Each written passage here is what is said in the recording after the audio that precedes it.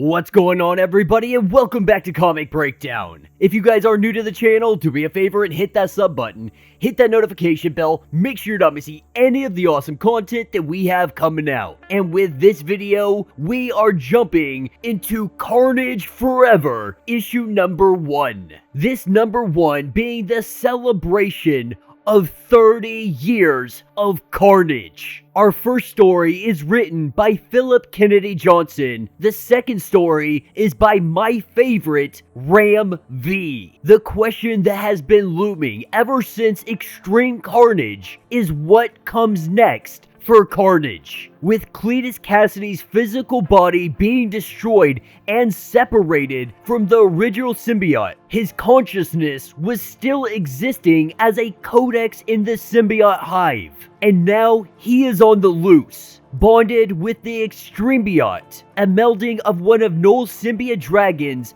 and Iron Man's technology. Be sure to buy the comic, support the industry, and with that being said, let's dive into this breakdown. Alright gang, so as we dive into issue number 1, we are picking up with a little girl currently drawing on the sidewalk, and behind her it looks like a burnt down building. And as she sits here, uses her chalk drawing pictures of everything she likes, we see a man. He comes walking by, wondering why is this little girl sitting here in front of what appears to be a burned down school. This burned down building, it was once known as St. Estes. And for those that know the history of Cletus Kasady, this is where his beginnings started. This is where his origin story began. But this gentleman coming up to this little girl, learning that her name is Elsie, he lets her know that she probably shouldn't hang around here. And though he wants to take her somewhere safe,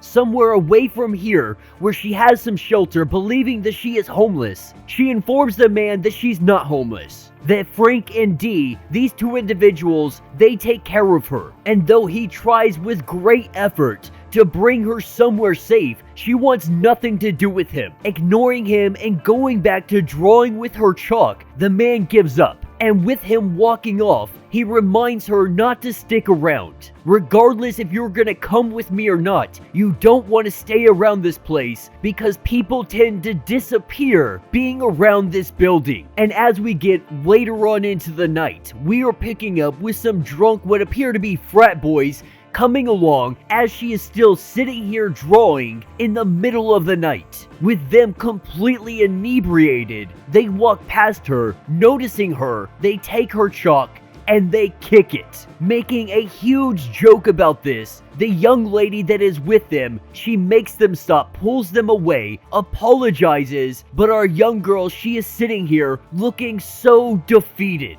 And with her no longer having any chalk to draw with the rain beginning to fall on her head, she recognizes she needs to get some kind of shelter. Unlucky for her, the only place is the burnt down building that is right behind her. As she makes her way inside, she accidentally falls down, sliding down to what looks like a basement floor. This is when a voice asks if she is lost. And with Elsie absolutely petrified, she tells the voice that she doesn't believe in monsters. Unfortunately for her, monsters are very real. And this is where Carnage attacks the little girl. And then we flash forward over to Dee and Frank, the two that have been taking care of her. With the little girl getting in very late at night, they're not really concerned about her in the least. What it looks like is they are just a couple of junkies. They have this kid and they are squatting in this rundown building. This is the life of Elsie, day in and day out. But waking up the next day, the woman named Dee, she goes upstairs and she hears the young girl talking to somebody. Not really sure what is going on. The girl says that she is playing with Cletus.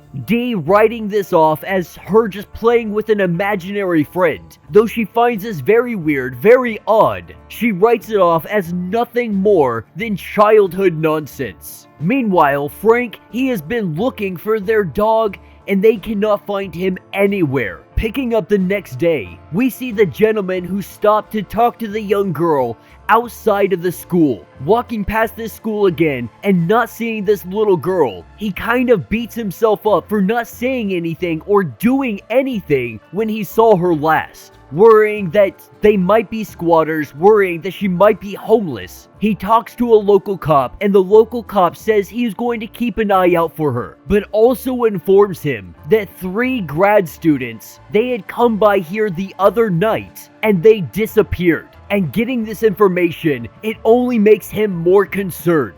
Which will take us to the next day. Picking up with Dee and Frank, they are currently putting cardboard on all of the windows, trying to stop the cold from getting in. And as they are doing so, this is where we see Frank go into the closet and he finds the dog. Or he finds the skin of the dog, because someone had skinned the dog and hung up its fur. From the darkness, we see the little girl. With her eyes glowing red, she makes a joke about how she did this. And Frank comes in to give her the beating of her life. But this is where the beatings stop. This is where the violence ends. We see him knock straight the heck out. He falls down to the ground. And as Dee comes looking for him, what she sees is carnage. With Frank's guts spilling out all over the place and Carnage enjoying a great meal. Dee sees this and she is absolutely petrified. Running in the opposite direction, there is no escape for her. With the 2 of them being brutally murdered. That is when we pick up the next day. And we have Elsie. She is sitting here back to drawing with her chalk. The man that was concerned about her, he makes his appearance yet again. Worrying about her after all of this time, he is extremely happy to see that she is alive and she is well. But while they are talking, Elsie calls him Jerry. Now Jerry had never given his name, and so this makes him curious. How could it be that you know what my name is? Noticing that Elsie's burns on her arms, they are no longer there. He is trying to figure out what is going on. But Elsie, she flips the script on him, telling him that he also has burns. He got these burns when the place behind them had burnt down.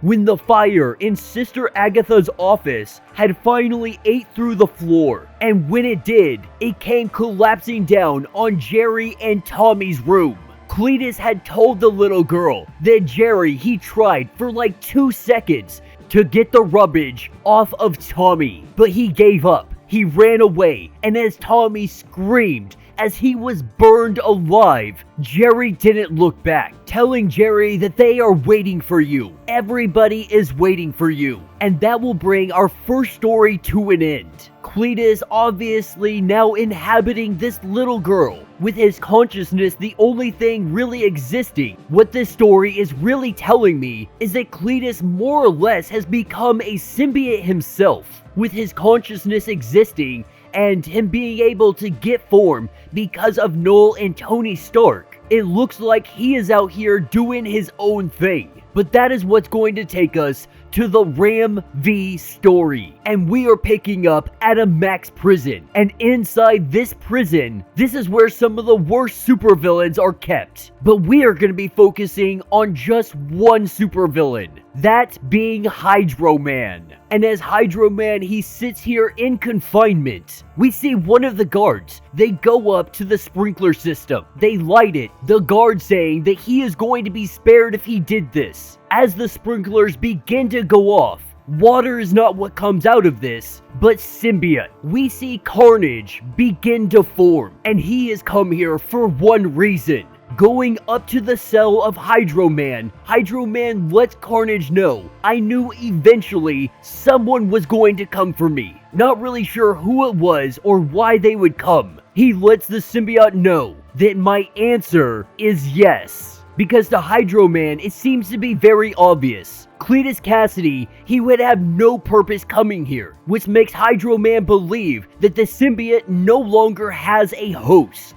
And so Hydro Man, his answer to the question on if you want a host, if you want to use me as your host, my answer is yes. Letting him know exactly how to break into his cell. Getting inside Hydro Man, he asked the question, how do you want to do this? But Carnage didn't come here for a host, letting Hydro Man know that you got almost everything right. With Carnage sending out his tentacles, he begins injecting them into Hydro Man as he is in his water form. And though it should be easy for him to escape, him being water and the universal conduit and all, that's exactly why he is reaching into. We are starting to learn more and more the true extent of Carnage's powers. Carnage has no intention of taking him as a host, because the only thing he cares about is the power of Hydro Man, saying that he doesn't need him as a host, not when he can simply pull him apart, letting him know that he was with Cletus for a very long time. But now that they are separated, he is truly starting to learn the full extent of what his powers are, even without a host.